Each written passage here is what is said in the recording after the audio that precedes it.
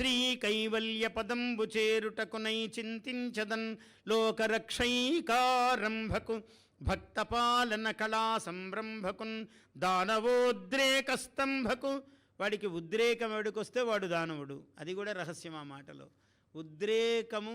ఉద్రేకంబునరారు శస్త్రధరులై యుద్ధావనిన్లేరు కించిద్రోహంబును నీకు చేయరు బలోత్సేకుల్.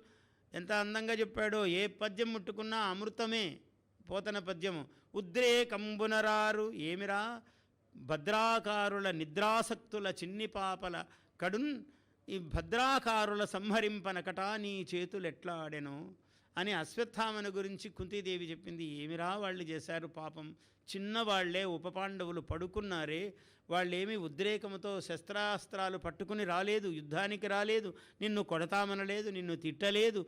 అటువంటి వాళ్ళని చంపడానికి నీకు చేతులెట్లాడాయిరా, నువ్వేం మనిషివిరా నువ్వు అసలు అని అన్నది ఆమె. అప్పుడు కూడా మాతృహృదయం ఆమె అంత మృదువుగా మందలించింది. అట్లా అక్కడ ఏమీ దానవోద్రేక స్తంభకు, దానవుల ఉద్రేకమును స్తంభింపజేసేవాడు. దానవోద్రేక స్తంభకు కేళిలోల విలస దృగ్జాల సంభూతనానా కంజాత భవాండకుంభకు. భగవంతునికి అది లీల, క్రీడ, జగత్ సృష్టి అనేది. కేళిలోల విలసత్ దృగ్జాలం, ఊరికి ఇలా చూశాడట, ఇలా విలాసంగా చూస్తే జగత్తంతా సృష్టింపబడిందట. ఎంత బాగా చెప్పాడు చూడండి. అలవోకగా సృష్టి.